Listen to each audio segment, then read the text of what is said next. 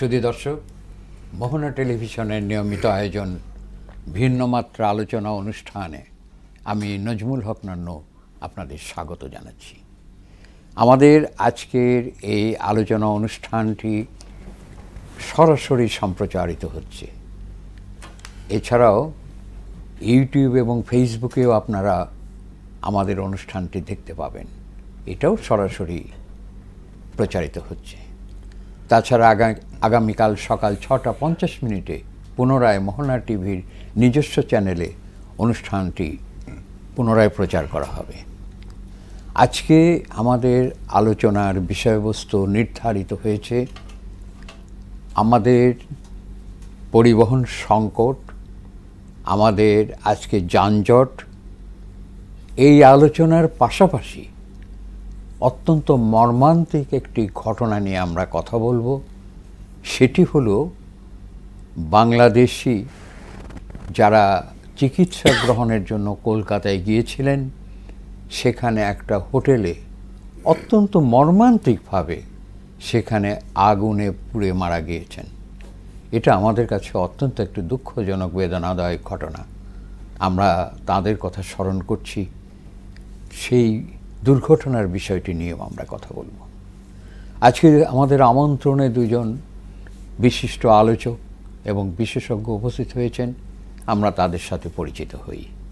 প্রথমেই অ্যাডভোকেট আশরারুল হক, Bangladesh supreme court এবং বাংলাদেশ জাতীয়তাবাদী আইনজীবী ফোরামের নেতা। এরপর আমাদের বাংলাদেশের বিশিষ্ট সাংবাদিক, একজন সিনিয়র সাংবাদিক, লেখক শাহিন চৌধুরী। আপনাদের দুজনকেই স্বাগত জানাই। আপনাকে ধন্যবাদ। বন্ধুগণ, সুধী দর্শক, আমাদের এই আলোচনার মধ্যে আমরা যে বিষয়টি নিয়ে আমরা কথা বলব সেটি হলো যে আমাদের যে সংকটগুলো আছে, যে অবস্থানে আমরা আছি, তা থেকে কি করে বেরিয়ে আসতে পারবো, অর্থাৎ সংকট সমস্যা থেকে। সেই প্রসঙ্গে আলোচনার জন্যেই প্রথমেই আমি এই যানজট এবং আমাদের পরিবহন ব্যবস্থার কি অবস্থা আছে একটি বিশ্লেষণ দিন। এটা একটু ভয়াবহ সংকটের মধ্যে পড়েছে, কারণ আমরা যেখান থেকে আসি সেখান থেকে এই মোহনা টেলিভিশন এখানে আসতে 3 ঘন্টা আমাদের প্রয়োজন হয়, কিন্তু বেশি দূরে নয়। এটা কিন্তু সমগ্র বাংলাদেশে যেটা বলা হয়ে থাকে যে আজকে যে রিক্সাগুলো আছে, বিদ্যুতের জন্য যে রিক্সা, বিদ্যুৎ চালিত রিক্সা, অটো অটো এই যে 20,000 কোটি টাকার নাকি তারা নিচ্ছে। এতে যে একটা পুরো দেশের মধ্যে যানজট এসে শিল্প কলকারখানায় এই বিদ্যুতের অভাবে বন্ধ হয়েছে, অনেক পরিবারে সেখান থেকে লোডশেডিং হচ্ছে, বহুবিধ সমস্যা। আপনি একটি বিশ্লেষণ দিন। ধন্যবাদ শ্রদ্ধাভাজন আমাদের নাজমুল হক নান্নু ভাই এবং সহ আলোচক সিনিয়র সাংবাদিক আমাদের শাহিন চৌধুরী ভাই এবং মোহনা টেলিভিশনের অগণিত দর্শক শ্রোতা সবাইকে ধন্যবাদ জানাই। জি, আপনি যে প্রসঙ্গটি নিয়ে আসছেন, এটা আমাদের প্রতিদিনকার একটা ঘটনা। আমরা সবাই ঢাকা শহরে যে চলাচল করি, আপনি দেখেন কি কি যানবাহন আমাদের এই রাস্তাঘাটে চলে। Bus, microbus, motor bike, auto rickshaw, ambulance, van, এই ধরনের অহরহ প্রচুর যানবাহন চলাচল করছে। এবং এই পরিবহন, এই নীতিমালা প্রত্যেকটারই কিন্তু আবার আইন আছে স্পেসিফাই করা। যেমন আপনার বেশিরভাগ রাস্তায় এখন সবচাইতে বেশি সমস্যা করতেছে অটোরিকশা, মোটর বাইক। এই দুইটা জিনিস কিভাবে যে সরকার নিয়ন্ত্রণ করবে। এবং আপনারা নিশ্চয়ই দেখেছেন গতকালকে আবার মহিলাদের দ্বারা পরিচালিত কয়েকটি বিআরটিসি বাস ঢাকায় 10টি, ঢাকার বাইরে আরও বগুড়ায় 2টি আর বোধহয় চিটাগাঙে 2টি, এরকমভাবে চালু হয়েছে। তো এখন মহিলাদের দ্বারা পরিচালিত কন্ট্রাক্টর ড্রাইভার সবাই মহিলার, এই উদ্যোগটা প্রশংসনীয়। মহিলাদের অবশ্যই ওইভাবে আলাদাভাবে চলাচল তাদের জন্য একটা রাখলে ভালো, কিন্তু এটা আমার মনে হয় চালু ছিল, এর আগেও চালু ছিল। এই মানে এগুলো বাস টাস এগুলো চালু করে খুব বেশি প্রশংসনীয় উদ্যোগ আমার মনে হয় না, বরঞ্চ উদ্যোগটা নিতে হবে যে এই শত শত গাড়ি, হাজার হাজার গাড়ি, এই যে ট্রাফিক জ্যাম, এইটা কিভাবে আমরা সমাধান করতে পারি। এইটা সমাধান না করলে আজকের ইতিপূর্ব দেখেছি। আপনি সেই সমাধানের কথাটা বলুন, কিভাবে সমাধান করা যায়? সমাধান এখানে একমাত্র সমাধান ফ্লাইওভার, এছাড়া আর কোনো সমাধান আমি দেখি না। অনেকগুলো ফ্লাইওভার করতে হবে, এবং আমরা বাইরে যে দেশগুলোই গেছি, এই যে পাশাপাশি আছে থাইল্যান্ড, সেখানে ফ্লাইওভার মানে একতলা, দোতলা, তিনতলা, চারতলা, পাঁচতলা, এত মানে আপনি কল্পনা করতে পারবেন আচ্ছা না ঠিক আছে, কিভাবে। আপনার কাছে আবার আসব। আমি শাহিন চৌধুরী, সিনিয়র সাংবাদিক, আপনার অভিজ্ঞতা আছে।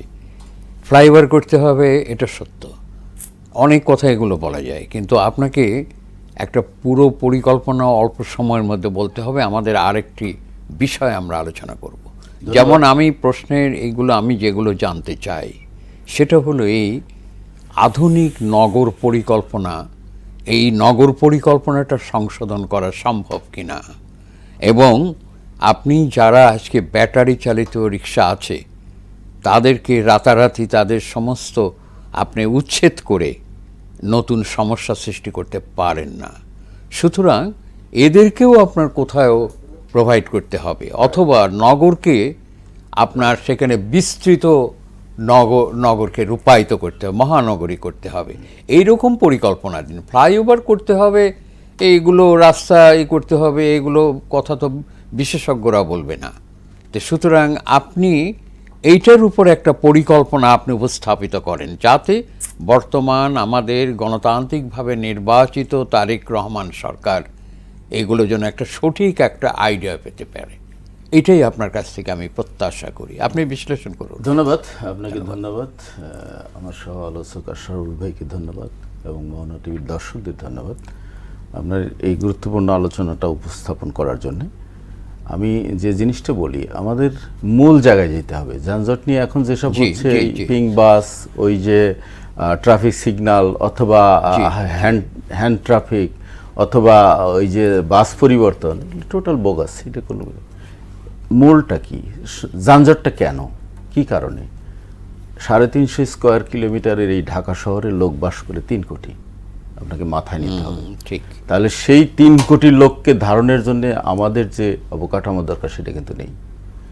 এর ভেতরে সবচেয়ে বড় সমস্যা হলো যে আমি যে দুইটা প্ল্যান আমি বলবো, একটা হলো শর্ট টার্ম, স্বল্পমেয়াদী সমাধান, একটা দীর্ঘমেয়াদী সমাধান।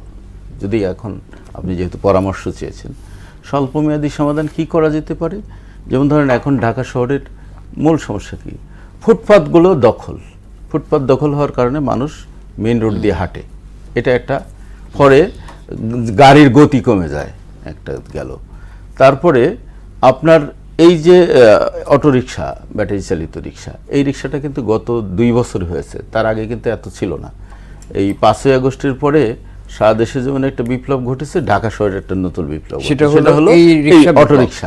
হঠাৎ করে দেখা গেল কয়েক লক্ষ অটোরিকশা নেমে গেছে। আগেই কিন্তু প্রায় 15-20 লাখের মতো ছিল আপনার প্যাডেল চালিত রিক্সা। এর ভিতরে এটা আর একটা নতুনই। আবার কিন্তু এটা বাদও দেওয়া যাবে না। ইন্টারিম গভর্নমেন্ট একবার উদ্যোগ নিয়েছিল, ধর্মঘট ডেকেছিল, জনসংখ্যার চাইতে অটোরিকশাই বেশি হয়ে যায়। আর একটা হলো গাড়ি। আমাদের নগর পরিবহন বলতে যেটা বোঝায়, সেই নগর পরিবহন আমাদের নাই। আমি 3টা কিভাবে সমাধান করবো আমি বলি। একটা হলো যে ফুটপাত মুক্ত করতে হবে, এ ব্যাপারে কোনো রকম আপোষ করা চলবে না, এটাকে আপনার স্বল্পমেয়াদী। হ্যাঁ, স্বল্পমেয়াদী। আরেকটা হলো এই অটোরিকশাগুলোকে ডিসিপ্লিনের আওতায় এনে রেজিস্ট্রেশন দিয়ে কতটি ধারণ ক্ষমতা আছে ততগুলো রেখে বাকিগুলোর অন্যান্য শহরে পাঠিয়ে দিতে হবে, বা অন্য বিকল্প কর্মসংস্থানের ব্যবস্থা করতে হবে, সংশ্লিষ্ট এলাকায় পাঠিয়ে দিতে হবে। এবং এদেরকে আবার মেইন রোডগুলোতে আসতে দেওয়া যাবে না, এরা গলির ভিতরে থাকবে, কিন্তু মেইন যেটা হাইওয়ে ঢাকার ভিতরে সেইগুলোতে এরা ঢুকতে পারবে না, এটা একটা। আর গাড়ি, আপনি তো সারা পৃথিবী ঘুরেছেন, আমিও সারা পৃথিবী ঘোরা দেখেন, নগরে কখনো এই ছোট ছোট মিনি বাস চলে? একটা মিনি বাসের যে সাইজ, সে কিন্তু পুরো প্যাসেঞ্জার 30 থেকে 35 জনের বেশি সে তুলতে পারে না। আমাদের পুরো ঢাকা কিন্তু মিনি বাস ভর্তি। আপনি লন্ডন দেখছেন, সমস্ত বাস দোতলা, হয় দোতলা অথবা আর্টিকুলার বাস, ওই যে জোড়া লাগানো, এক একটায় 150-200 লোক নিয়ে তারা যা ইয়ে করে। নিউ ইয়র্কেও তাই, অন্য অন্য জায়গাও তাই। এই বাসটা আমাদের নগর পরিবহনে মিনি বাস, 10টা মিনি বাস যে জায়গা দখল করছে, 10টা মিনি বাস 30 জন করে নিলে কত? 300 লোক। আর 10টা মিনি বাসের জায়গায় যদি 10টা দোতলা বাস যায়, তাহলে কত যাবে? 1000 লোক। আপনি তো কোনো লোকই পাবেন না রাস্তায় খুঁজে টোটাল। এবং এই গাড়ি পরিবর্তন কিন্তু সরকারের কোনো ইনভেস্টমেন্টও লাগবে না, এমন না যে সরকারের ঘাড়ে পড়বে। সরকার একটা প্ল্যান দেবে, এদের পরিবহন মালিকদের সঙ্গে কথা বলবে যে তোমরা এটা চেঞ্জ করো, কিরে এই বাস আনো, নাহলে তোমাদের রুট পারমিট বাতিল হয়ে যাবে। তারা এটা বিক্রি করে দিবে, অথবা মফস্বল শহরগুলোতে তারা চালাবে, নট ক্যাপিটাল সিটি। এই কাজগুলো যদি করা যায়। আরেকটি কাজ আপনি বলেন যে ফুটপাতের দোকান, হ্যাঁ, এবং বাজার এগুলো বন্ধ করে দিতে হবে। আরেকটা হচ্ছে যে আপনি আরো একটি কথা বলতে হবে, সেটি হলো এই যে এই সমস্ত যানবাহনগুলো রাস্তার পাশে দাঁড়িয়ে থাকে, এখানে যাত্রীদের যত্র দাঁড়িয়ে থাকে, মাঝ রাস্তায় দাঁড়িয়ে প্যাসেঞ্জার তুলছে, পেছনে যানজট সৃষ্টি হচ্ছে। এগুলো এই করতে পারলে তাহলে আপনি সমাধান হইলে, এটা কিন্তু দীর্ঘ সমাধান না, দীর্ঘমেয়াদী সমাধান আমার কাছে আছে। সেটা হলো কি, দীর্ঘমেয়াদী যে সমাধান সেটা হলো, আমরা ঢাকা কেন ওভার পপুলেটেড, এর পেছনে যান আপনি। এই যে ধরেন তেজগাঁ থেকে শুরু করে একেবারে মহাখালী টাওয়াখালী হয়ে একদম আপনার এই আশুলিয়া বাইপাইল পর্যন্ত টোটাল হাজার হাজার গার্মেন্টসের ঢাকা শহরে কাজ কি বলেন? পৃথিবীর কোনো দেশে এই গার্মেন্টস হলো এক্সপোর্ট ওরিয়েন্টেড একটা প্রোডাক্ট। এটা কাজ হলে তৈরি করবেন, এটা চলে যাবে, বন্দরে চলে যাবে, চিটাগাং পোর্ট হয়ে রপ্তানি হবে। এই গার্মেন্টসগুলো এখান থেকে সরাতে হবে। গার্মেন্টসের সঙ্গে 55 লক্ষ কর্মী জড়িত, নারী পুরুষ মিলিয়ে 55 লক্ষ কর্মী, তারা ফ্যামিলি সহ থাকার কারণে এখানে 2-3 কোটি লোক এমনি হয়ে যাচ্ছে। আপনি খেয়াল করছেন এমনি জিনিসটা? অথচ আপনার একটা জিনিস মনে থাকতে পারে, বা এখন আমরা সবসময় দেখি ঈদের ছুটির সময় ঢাকা শহরে জ্যাম নেই, কেন নেই? কেউ কি প্রশ্ন তুলেছেন? ওই যে 50-60 লাখ লোক গ্রামে চলে যায়, 1 কোটি লোক গ্রামে চলে যায়, ঈদের ছুটির পরে 15 দিন আমরা যে 3 জন আছি সকলেই এক বাক্যে বলবো, ইস ঢাকা সিটিটা যদি এরকম হতো আমরা দেখছি না। এর মূল কারণ হলো এটা। এখন গভর্নমেন্টকে এটা যেটা করতে হবে, এটা দীর্ঘমেয়াদী, এটা 3 বছর বা 5 বছর মেয়াদী প্ল্যান নেবে। ধরেন দাউদকান্দি বা চিটাগাংয়ের কোনো জায়গা, মিরেশরাই, এইসব এলাকায় গার্মেন্ট মালিকদের জন্য কিছু জমি বরাদ্দ দেবে, জমি একবার করে বরাদ্দ দেবে, যে তোমাদের 5 বছর টাইম দিলাম, তোমরা এখানে অফিস করবে এবং ডর্ম করবা, ডরমেটরিতে তোমার কর্মচারীরা থাকবে, এবং তারাও কিন্তু একটা ভালো লাইফে। এখন কিন্তু তারা বস্তিতে থাকে ঢাকা শহরে। আপনি এইখান থেকে আপনি দেখবেন যে প্রায় 1 কোটি লোক কমে যাবে, আপনি যানজট থাকবে না। এটা হলো একটা দীর্ঘমেয়াদী পরিকল্পনার মধ্যে আরও আছে, সেটা হলো এই ঢাকাটা কিছু লোক দখল করে রাখছে যাদের ঢাকায় কাজ নেই। যেমন ধরেন এই যে BIWTC, BIWTA, হ্যাঁ, তারপরে আপনার শিপিং কর্পোরেশন, এদের ঢাকায় কাজ কি? আপনি মনে থাকতে পারে, আপনি প্রবীণ লোক, জিয়াউর রহমান একবার উদ্যোগ নিয়েছিলেন। জিয়াউর রহমান যে দূরদর্শী ছিলেন, তিনি কিন্তু BIWTCTA নিয়ে গেছিলেন বরিশাল, শিপিং কর্পোরেশন নিয়ে গেছিলেন চিটাগাং। তিনি এই যে এইসব প্রত্যাশা, নেভাল হেডকোয়ার্টার নিয়ে গেছিলেন চিটাগাং, সব এই স্বৈরাচারের এরশাদ আবার ঢাকায় নিয়ে আসছে এদেরকে তুষ্ট করার জন্য। এইগুলো ঢাকা, এটার সঙ্গে কিন্তু হাজার হাজার মানুষ জড়িত। আপনার এই যে শিক্ষা অধিদপ্তর, শিক্ষা কেন একটা প্রাইমারি টিচারকে ঢাকায় আসতে হয় তার ইয়ের জন্য, তার বেনিফিট নেওয়ার জন্য, এটা আপনি বিভাগীয় পর্যায়ে ডিসেন্ট্রালাইজ করে দেন, লোক আসবে না। আপনি হাইকোর্টের প্রত্যেকটা 8টা বিভাগে 8টা ডিভিশন করে দেন, হাইকোর্ট ডিভিশন, ঢাকায় থাকবে শুধু অ্যাপিলেট ডিভিশন। দেখেন কত লক্ষ লোক শুধুমাত্র এই হাইকোর্টের জন্য ঢাকায় আসে। এই কাজগুলো করেন। আপনার আরো এগুলো আপনাকে আনতে হবে, সেটা হলো শিক্ষা প্রতিষ্ঠানগুলো আপনার এই মূল সিটি থেকে দূরে সরিয়ে নিতে হবে, দূরে নিতে হবে। সেটা ক্যাম্পাসগুলো, এখানে হয়তো একটা অফিস, লিয়াজ অফিস থাকতে পারে, এগুলো আপনি করেন। এটা 4-5 বছরের একটা পরিকল্পনা। আপনি দেখবেন যে ঢাকা একটা পৃথিবীর অন্যতম সুন্দর শহর। এবং আরো একটি মূল কথাটা দুজনই আপনারা নিশ্চয়ই একমত হবেন যে আমাদের পরিবেশ যে দূষণ হয়েছে, দূষণের মূল কারণ তো প্রচুর এই জনসংখ্যা বেশি, জনসংখ্যা এবং বেশি, ঢাকা সিটিতে এবং তখন বৃক্ষরোপণ করলে সবুজের একটা বিশাল সুন্দর সিটিতে রূপান্তর। সিটিতে হয়েছে। এবং এই যে মেয়াদ উত্তীর্ণ গাড়ি, এটাও পরিবেশ দূষণের একটা কারণ।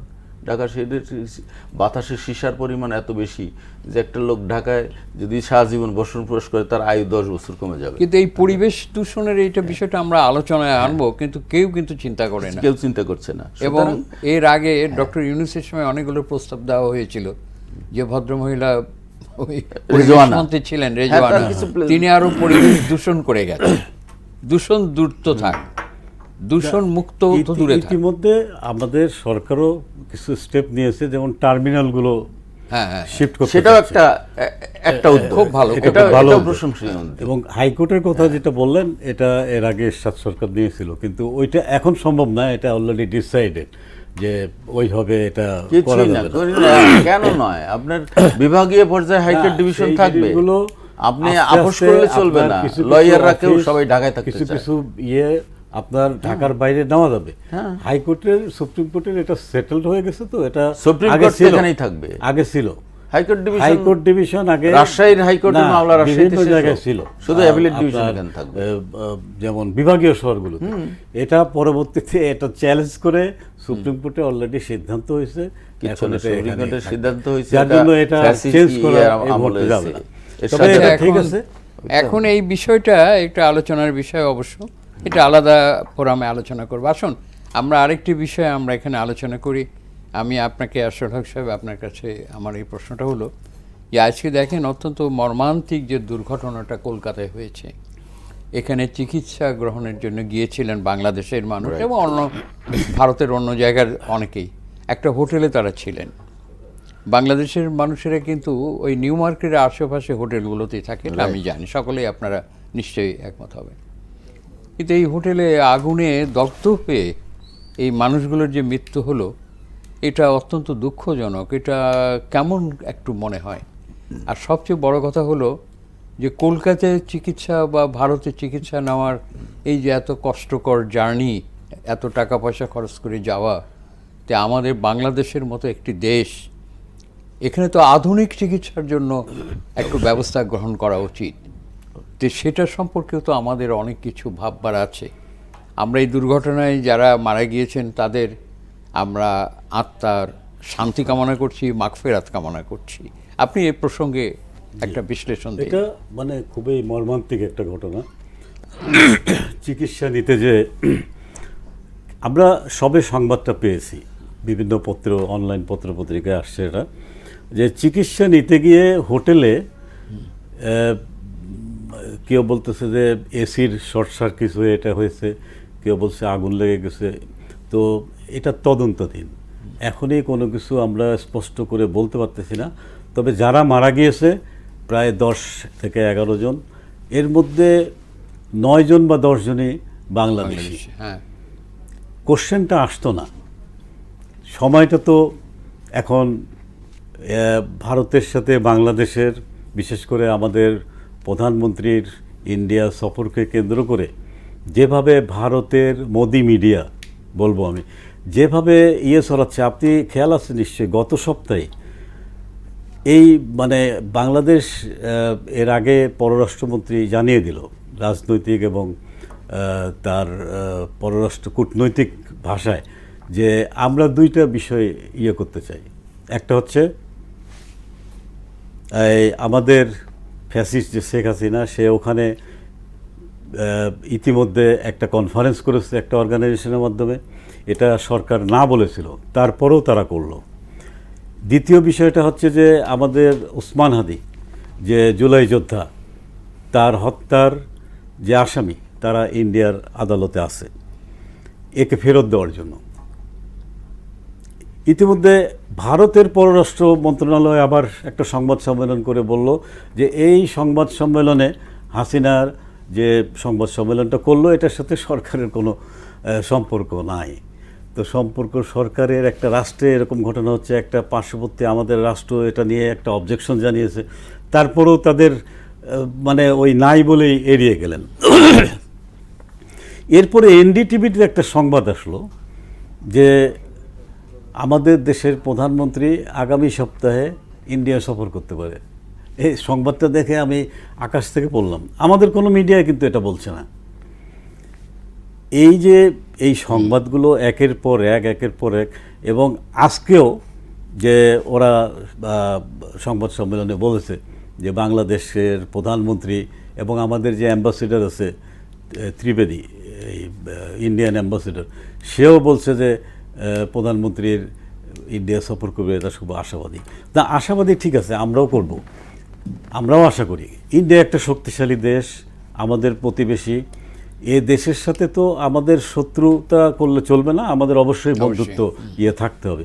কিন্তু তাদের যে প্রিভিয়াস অ্যাক্টিভিটিস এবং এর আগের যে সরকার ছিল আওয়ামী সরকার, সেই সরকারের সাথে, সেই সরকার ছাড়া আর তারা কাউকে চায় না এদেশে, তাদের অ্যাটিচিউডটা এরকম।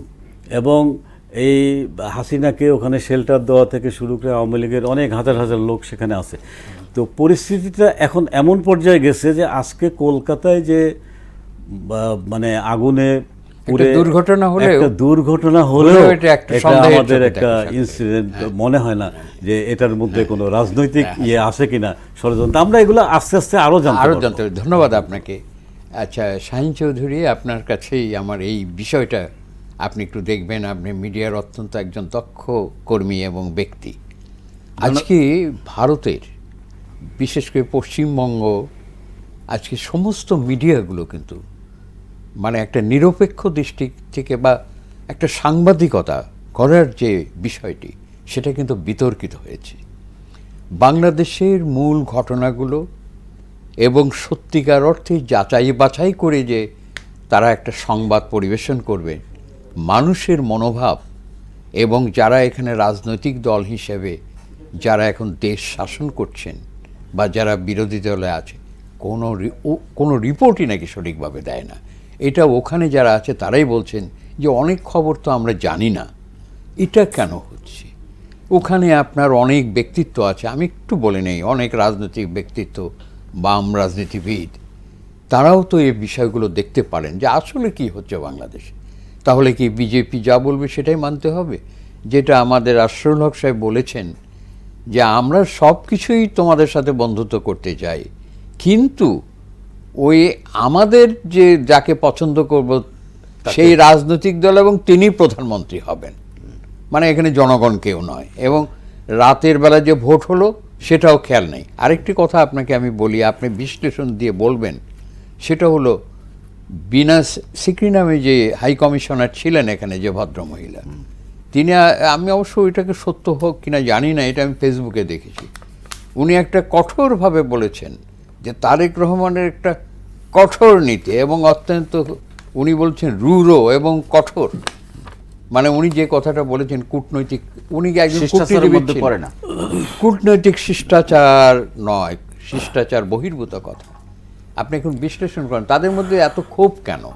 আমরা তো বন্ধুত্বের হাত প্রসারিত করে রেখেছি। ধন্যবাদ। এত ক্ষোভ কেন সেটা যদি বলেন, ধরেন গত 15 বছরে এখানে হাসিনাকে যেভাবে প্রতিষ্ঠিত করা হয়েছে, এই দেশে আপনি দেখেছেন যে রিসেন্টলি একটা রিপোর্ট যে প্রায় 34,000 ভারতীয় এখানে পাওয়া গেছে, তারা চাকরি করে, তাদের ভিসাও নেই, ওয়ার্ক পারমিটও নেই, কিছু নেই।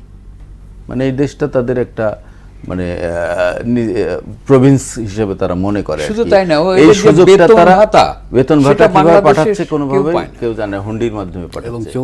এবং এখন একটু বলতে দেন, এখন এই যে তারা যে শুধু তাই না, শেখ হাসিনাকে দিয়ে তারা হেন কাজ করেনি। তারা আপনার এই যে ট্রেন লাইন, তারপরে ট্রানজিট, আমাদের পোর্ট ব্যবহার, আখাউড়া নদীবন্দর ব্যবহার, হেন কোনো কাজ নাই যে করে নাই, যে কারণে তারা মনে করছে যে শেখ হাসিনাকে সারা জীবন রাখা উচিত। কিন্তু সেটা তো সম্ভব না।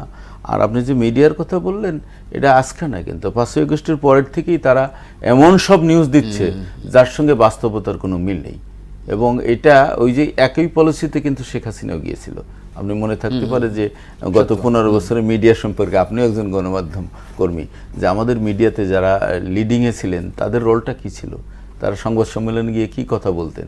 এবং 3 তারিখে যেদিন শেখ হাসিনা রিজাইন করার 2 দিন আগে সে এডিটর্স গিল্ড নামক একটা সংগঠন ছিল, তাদেরকে ডেকেছিলেন গণভবনে, এবং সেখানে গিয়ে এই শ্যামল দত্ত, এই মোজাম্মেল বাবুরা বলছে যে এরা সব জঙ্গি, গুলি করতে হবে ইত্যাদি ইত্যাদি। এটা সাংবাদিক বলেন? তখন কিন্তু অলরেডি 1000 তরুণ তার 3 তারিখে আগেই প্রাণ গেছে। তারপরে যারা এই কথাটা বলতে পারে, মোদির মিডিয়াগুলো কিন্তু কি ঠিক এই একই টাইপের। সুতরাং সেখান থেকে কোনো ফেয়ার নিউজ আপনি পাবেন না। এইতে গেল এক কথা। এখন আসি যে অ্যাক্সিডেন্টের প্রসঙ্গ, ও এখানে মিডিয়ার এই বিষয়টা কিন্তু অত্যন্ত সঠিকভাবে বলেছেন যে এই মোজাম্মেল বাবু এবং শ্যামল দত্ত এরা কলকাতাতেও আরো প্রচুর আছে। হ্যাঁ, প্রচুর আছে। হ্যাঁ, এবং এই মিডিয়ার মধ্যে এটা কিন্তু, এবং এটাও আপনাকে এটা স্মরণ রাখতে হবে, নতুন করে আবার মোজাম্মেল বাবু এবং শ্যামল দত্তরা বাংলাদেশে হচ্ছে কিনা সেটা খেয়াল রাখতে সরকারের, এবং বর্তমান সরকারকে খুব সতর্ক থাকতে হবে। হ্যাঁ, সতর্ক থাকতে হবে, এবং তারা যেন তোষামোদি, তারা যেন এই ধরনের ইয়েতে যেন ডুবে না যায় সে বিষয়ে অবশ্যই খেয়াল রাখতে হবে। এখন আসে যে ট্যুরের যে বিষয়টা বললেন, ট্যুরের বিষয়টা আমি মনে করি যে প্রধানমন্ত্রী অবশ্যই ট্যুর করবেন, কেন করবেন না? প্রতিবেশী দেশে তিনি, কিন্তু মূল ঘটনাটা হলো এই প্রেস কনফারেন্সটা সকল কিছু ভণ্ডুল করে দিয়েছে।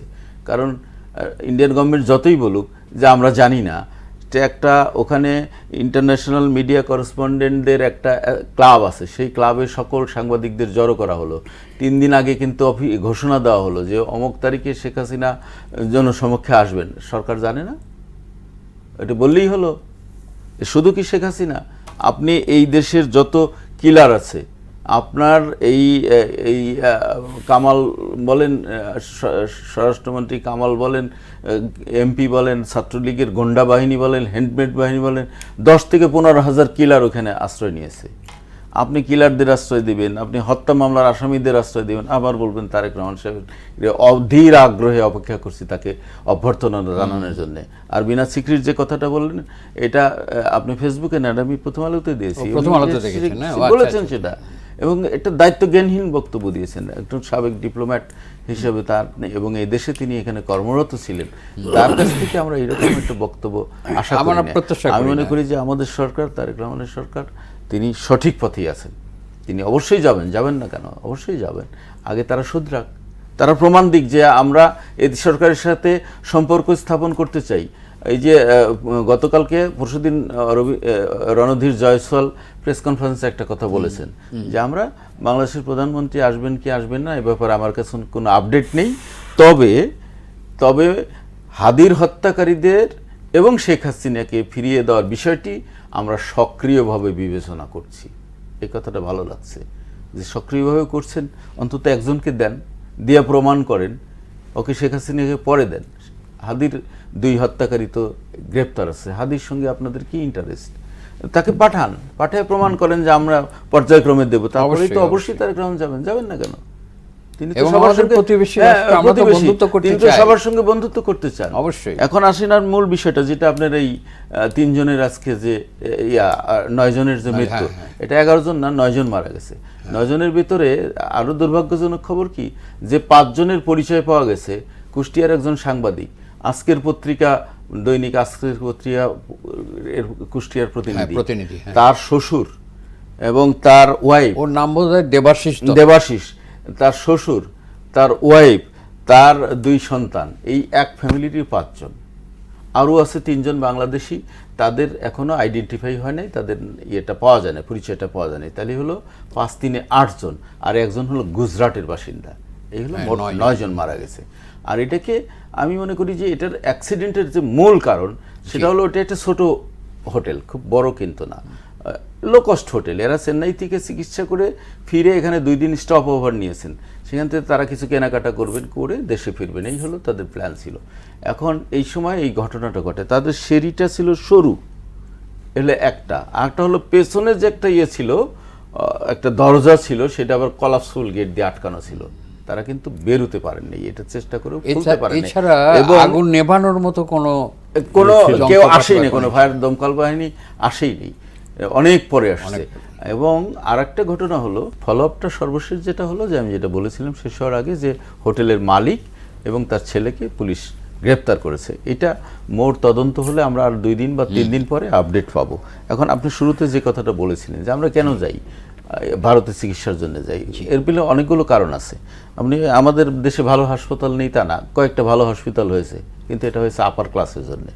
আবার এভার কেয়ার বলেন, আপনার ইউনাইটেড বলেন বা স্কয়ার বলেন, এটা কিন্তু আপার ক্লাস। এটা আমাদের মধ্যবিত্ত বা নিম্ন মধ্যবিত্তের লোকের জন্য এখানে চিকিৎসা নেই।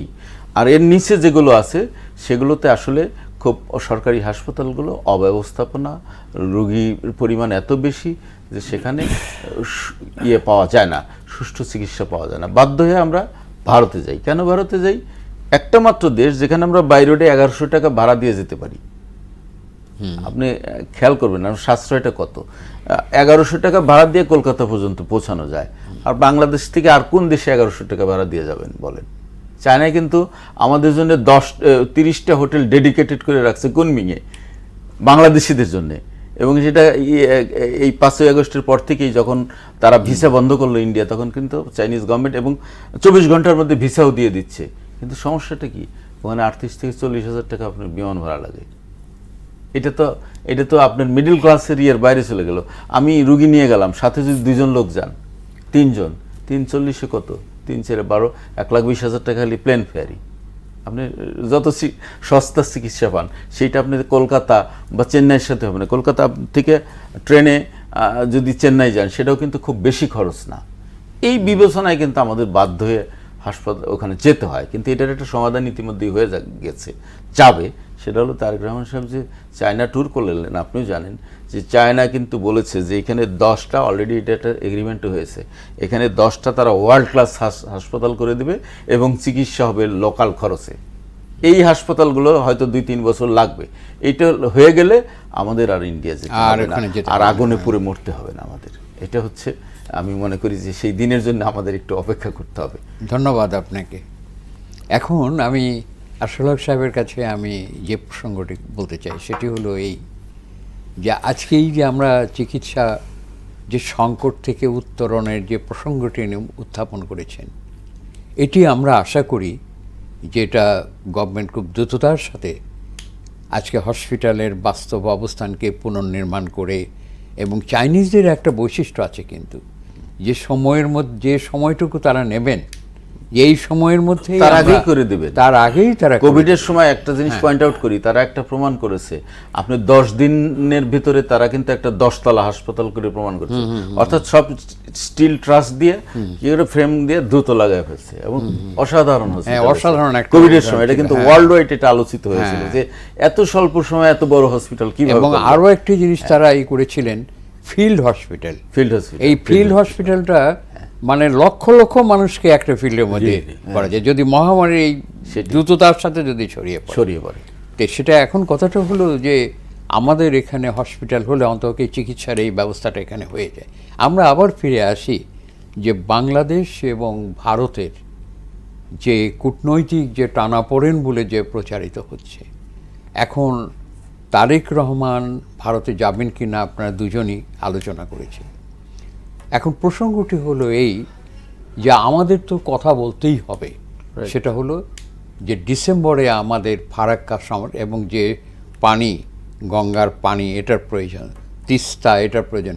হিমালয় থেকে নদীগুলো আসছে তো ভারত হয়ে, আন্তর্জাতিক আইন তো আর মানে না। আন্তর্জাতিক আইনের প্রতি যদি শ্রদ্ধা থাকতো বড় শক্তিদের, তাহলে ইরান আর আমেরিকার যুদ্ধ, যুক্তরাষ্ট্রের এই যুদ্ধ এতদিন চলতে পারে না। এই যুদ্ধের কারণে সারা পৃথিবীতে যে অর্থনৈতিক ক্ষতি হয়েছে, যে জ্বালানির যে সংকট হয়েছে, সেটা অকল্পনীয়। কত মানুষ যে সেখানে বেকার হয়েছে, এটা অকল্পনীয়। সুতরাং আপনি বিশ্লেষণ দিন যে আজকে বাংলাদেশ এবং ভারতের বন্ধুত্বের জন্য আজকে অবশ্যম্ভাবী রূপেই একটা আলাপ আলোচনার মাধ্যমে তারেক রহমানের ভারত সফরের জন্য অন্ততকে কিছু একটা হোক, কিছু একটা উদ্যোগ ভারতই গ্রহণ করুক। বাংলাদেশের পক্ষ থেকে তো বলাই হয়েছে যেটা আইনগতভাবে আমরা চাই, সেটা শাহীন চৌধুরী বিশ্লেষণ করেছে। আপনি বলুন এই প্রসঙ্গে। এটা তো আমাদের ফরেন মিনিস্ট্রি অলরেডি ক্লিয়ার করেছে যে ভারতে আমাদের সরকার প্রধান যাবে না কেন, অবশ্যই যাবে। ভারত আমাদের প্রতিবেশী, একটা বড় রাষ্ট্র, একটা শক্তিশালী রাষ্ট্র। পরিবেশটা একটু সৃষ্টি করতে বলছে। এই যে দেখেন, এই তারেক রহমান সাহেবের এই যে শপথটা নিয়ে গভর্নমেন্ট যখন বলেছে যে এই মুহূর্তে যেতে পারছে না ইত্যাদি ইত্যাদি কারণে, এই বিনা সিকরি বলেছে, এটা ঠিক আছে। আরও দুই একজন এক্স ফরেন মিনিস্টার এবং অ্যাম্বাসেডর, তারা হুমকি দিচ্ছে সরকারকে সরাসরি যে তারেক রহমান এটা যে যদি না আসে বা ইন্ডিয়া সফল না করে, তাহলে সে নিজের গর্তে নিজেই পড়বে। তো এই ধরনের হুমকি টুমকি না দিয়ে আমার মনে হয় যে এটা কূটনৈতিক মহলে একটা আলোচনা করে অবশ্যই এটা সমাধান হবে এবং আমাদের দেশের সরকার প্রধান যাবে সেখানে। আর আরেকটা বিষয়, আজকে ইন্ডিয়ান যে ফরেন মিনিস্ট্রি এরা একটা আপনি এই কথা ঠিকই বলেছেন, চাপ দেওয়া, হুমকি দেওয়া, জি। এগুলো কোনো কূটনৈতিক না, শিষ্টাচারের মধ্যে না, পড়ে না, না, না। বৃহৎ শক্তিসুলভ মানসিকতা। হ্যাঁ বলুন। তো এই ইন্ডিয়ান যে ফরেন মিনিস্ট্রি, ওনারা আজকে একটা ভাষাগত দেখলাম পরিবর্তন করছে। বলেছে যে বাংলাদেশের সাথে ভারত একটা পারস্পরিক সমঝোতা চায়, নট একটা দলের বা একটা ব্যক্তি। হ্যাঁ, রেসিপ্রোসিটি বলছে। এই কথাটা খুব ভালো বলেছেন, রাইট, পারস্পরিক সমঝোতা, পারস্পরিক রাষ্ট্রগতভাবে। আমরাও সেটা চাই। আমরাও সেটা সেটা চাই। আমরাও সেটা চাই। এবং এই যদি এইভাবে জিনিসগুলো এগিয়ে আসে, কেন যাবে না সরকার প্রধান? খুব চমৎকার বলেছেন, তারাও- ধন্যবাদ তারাও আপনাকে। আসবে। হাতে সময় আর নেই আমাদের। একটা শুধু ইনফরমেশন, হ্যাঁ, বলেন। একটা শুধু উনি বলেছেন যে আমাদের দেশে প্রায় 38,000 ভারতীয় নাগরিক এখানে কাজ করে, এটা সত্য কথা। 34,000 এবং মানে যেটা এবং প্রমাণ পাওয়া প্রায় গেছে, আরো আছে। প্রায় অর্ধেক যাদের পাসপোর্টের মেয়াদ শেষ হয়ে গেছে, কিন্তু ফরেন মিনিস্ট্রি এখনো এটা নিয়ে কোনো ইয়ে করতেছে না। তারা এখনো আছে, এখনো কাজ করছে।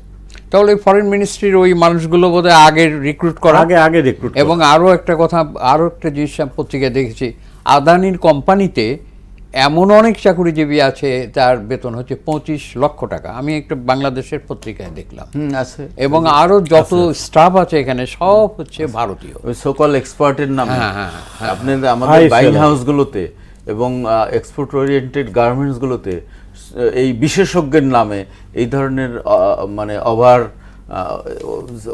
ওএস দিয়ে, স্যালারি দিয়ে এই ইন্ডিয়ান এক্সপার্টদের রাখা আচ্ছা হয়েছে। শুনেন, এখন আমাদের হাতে আর সময় নেই, শুধু একটা বিষয় বাকি আছে, ভবিষ্যতে করা যাবে যে জাতীয় পার্টির যে কাদের, সে কি করে এই কথা বলে যে ভারতের কথা না শুনলে তারা অসন্তুষ্ট হবে, তারা গ্রহণ করে না। এই কি বাংলাদেশের রাজনীতিবিদ কিনা সন্দেহ আছে। না, এর নামের সঙ্গে গোলাম কাদের আছে না, তার নামটা অ্যাপ্রোপ্রিয়েট। অনেকেই ফেসবুকে এটা লিখছে যে আপনার নাম যে গোলাম। আচ্ছা এটা ঠিক আছে, এমনি- থ্যাংক ইউ ভেরি মাচ। আপনারা দুইজন চমৎকার আলোচনা খুবই করেছেন। নিন্দনীয় যে দেশে থেকে জি। সেটাই। এই দেশের বিরুদ্ধে আচ্ছা, কথা বলা। শুধু দর্শক, আমাদের অনুষ্ঠান এখানেই শেষ হলো।